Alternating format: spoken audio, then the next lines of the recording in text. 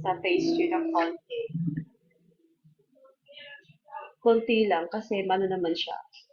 Tapos spread nyo lang. Ganun.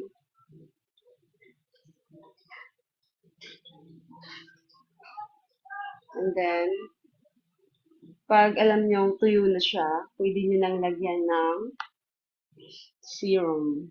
Oh, no. Sorry. Kakamali ako. Yung cream. Ito yung cream niya. Pag sa gabi nyo lang ito gagamitin, guys. Yun lang din. Kunti lang ilalagay nyo.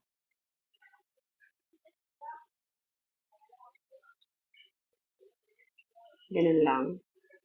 Pag alam nyo tuyo na siya, pwede na kayong maglagay. Isunod yung ilagay yung aloe vera